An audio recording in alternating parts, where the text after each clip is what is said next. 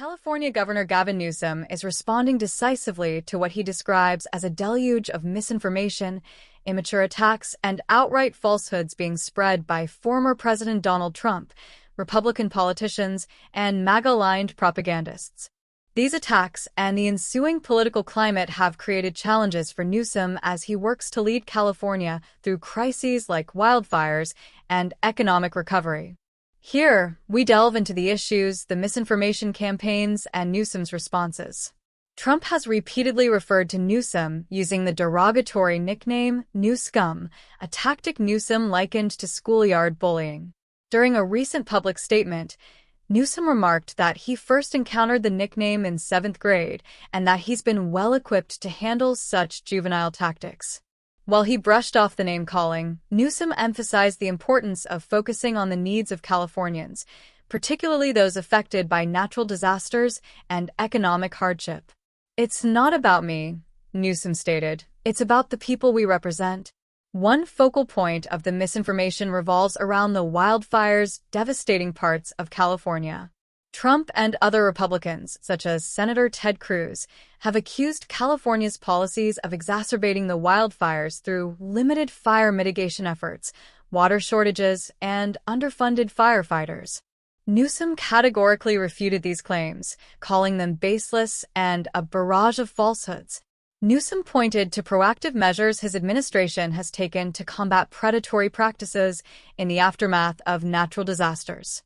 One of these measures is an executive order aimed at preventing land developers from exploiting wildfire victims by making unsolicited offers to purchase their properties at below-market rates. Cruz criticized this action, claiming it would hurt victims by restricting their ability to sell their land.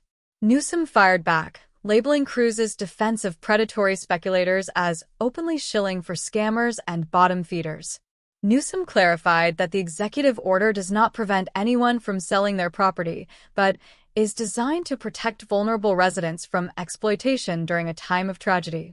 The disinformation campaign extends beyond Republican politicians to social media accounts masquerading as neutral or apolitical sources.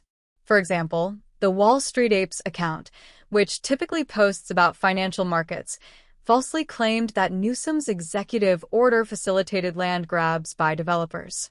Newsom quickly debunked this, reiterating that the order's purpose is to shield victims from predatory practices. Another layer of misinformation stems from MAGA-aligned media personalities and influencers who amplify baseless conspiracy theories. Some allege that the wildfires were deliberately orchestrated to benefit developers or advance nefarious political agendas. These narratives, while contradictory, share a common goal: to sow distrust and confusion. In his public statements, Newsom highlighted the difficulty of countering this whack-a-mole strategy of disinformation, where lies are propagated faster than they can be debunked.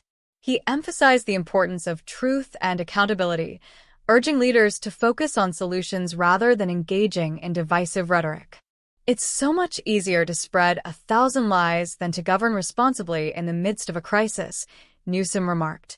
Newsom also contrasted the federal government's response under President Joe Biden with the actions of Trump and his allies. He praised Biden for swiftly declaring a major disaster in California and committing 100% federal funding for recovery efforts.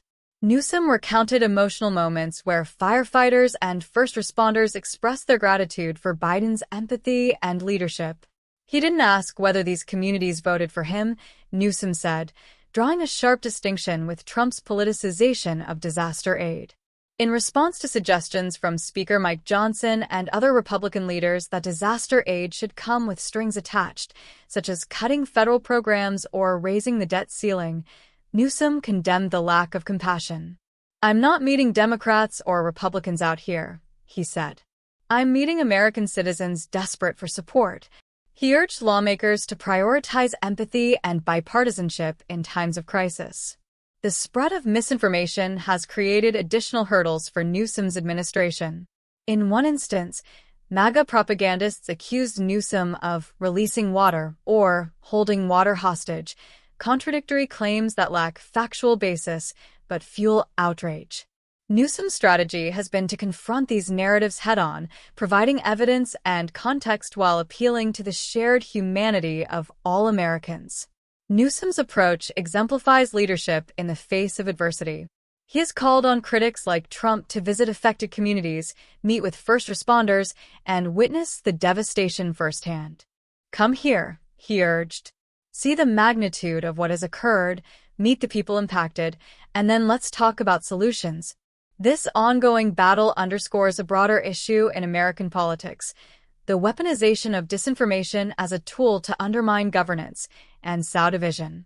While Newsom has demonstrated resilience and clarity, the sheer volume of lies presents a significant challenge. Yet, his persistence and focus on the needs of Californians serve as a reminder of the importance of integrity and accountability in leadership.